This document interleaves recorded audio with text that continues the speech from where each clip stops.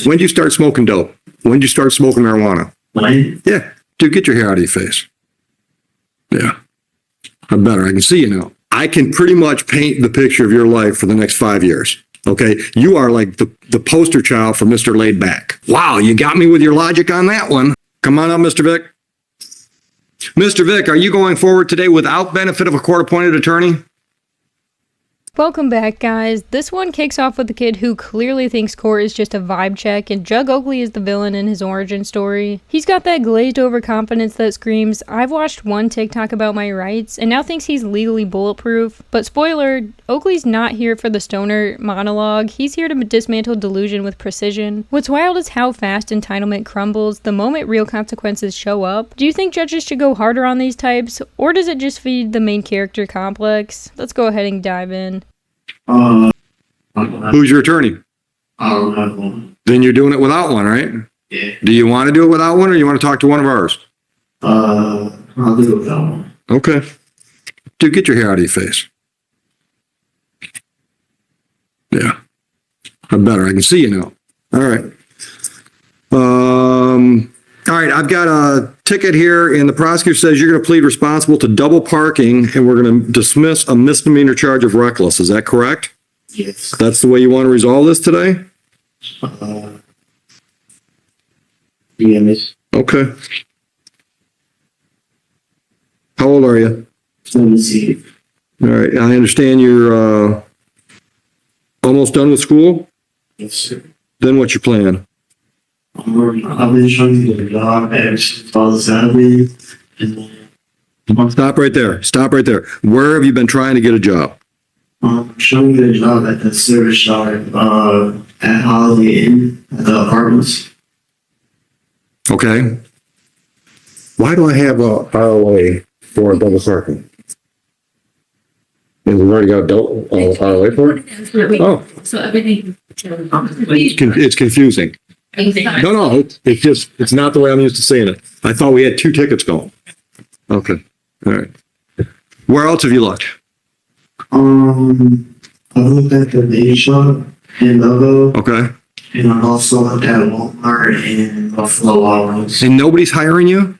Well, Walmart, I don't know, but I can't get a response from Buffalo Wild Wings, and I'm trying to go to the holidays.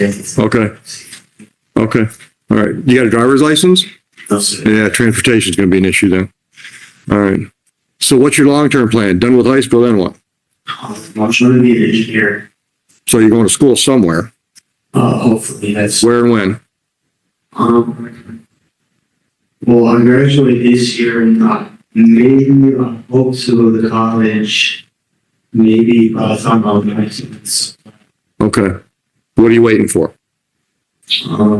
Nothing really. Then why aren't you going to college now? As soon as you graduate? I'm trying to finish school right now. No, as soon as you graduate. As soon as I graduate. Yeah. Why aren't you planning on being in school somewhere in the fall? I mean, I really didn't need about that, but When did you start smoking dope? When did you start smoking marijuana? when? Yeah. 2 years ago. Okay. How often you hit it? This dude's giving off accidentally wandered into court thinking it was Taco Bell energy. That's not just the vibe, his entire demeanor screams checked out, like his brain hit pause the second he walked in. Judges aren't here to babysit burnout cases. Showing up this out of it can tank your credibility and your case before you even open your mouth. And if the court suspects you're under the influence, they can legally hit pause on everything and order a drug screening on the spot. That often, What's that mean? like barely. What's that mean? Give me a frequency, brother. Once a month, once a week. Speak. Okay. All right.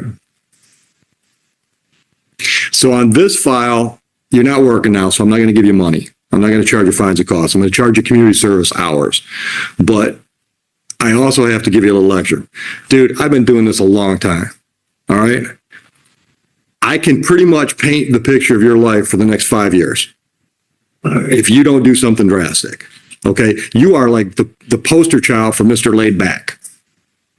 All right? If you're talking about going to school when you're 19, I can guarantee when you're 21, you'll still be talking about going back to school. Guaranteed. I mean, I would bet $100 of mine against one of yours that by then you could come back and we'd still have this conversation about your planning on it. Okay. If you were my nephew, I would put you in a car. I would drive you over to Canton on Ford Road. I would walk you into the recruiting office where you can talk to the Army, the Navy, the Coast Guard, Air Force. They're all in one building. And I would have you go door to door to door and find out what they could offer you if you sign up. Because that's what you need to do. You need to completely shake up your life to make something happen. Have you ever considered it? And I know you don't want to cut your hair, but it'll grow back. Have you ever considered it? Why not? Why? Because that's a valid reason. Wow, you got me with your logic on that one. Listen to me. How are you going to pay for engineering school? Okay, well, if I get a job, I can pay for it. No, you can't. You can't pay for an engineering degree working at Walmart. You can't. If you join the military, they'll send you to college. You know, every one of the branches of our armed forces have engineers. There are Army engineers, there are Navy engineers. That's a plan, dude. You don't have a plan. Fired? Well, I did have a plan, but officer got fired. He should be able to get something. Officer got you fired. Yeah. Okay, where were you working? The USC fellow. Okay, and how did you mean a cop? Yeah. How did the cop get you fired? He was a member at the USC, and when it happened, I guess he called here to reach the. You mean when this happened? Okay. All right. Okay. So I'll give you that. Okay. How's that change what we're talking? We're not talking about this case now. We're talking about your life. How's the cop getting you fired determined? Saying you were about to start college right after losing a $14,000 job is the courtroom equivalent of "my dog ate my ambition." It's not just a weak excuse, it's a reminder that some people weaponize mediocrity and expect praise for almost trying. Judge Oakley's giving him way more patience than most, but courts don't run on hypotheticals. They run on track records, and right now, this kid's record looks like a highlight reel of missed chances and bad decisions. Whether or not you can afford to go to engineering school. Because I wouldn't have a job to pay for. The BYC isn't going to pay for 4 years of college, dude. What were you making? $15 an hour? I mean, I was making about $14,000 a year, so I mean, I'm feeling. That ain't even going to cover tuition. Okay, well, I'm also adopted, so you know, the state would pay for it. Okay. Okay. I'll see you again. 30 hours community service. Have it done by February 1st. Goodbye.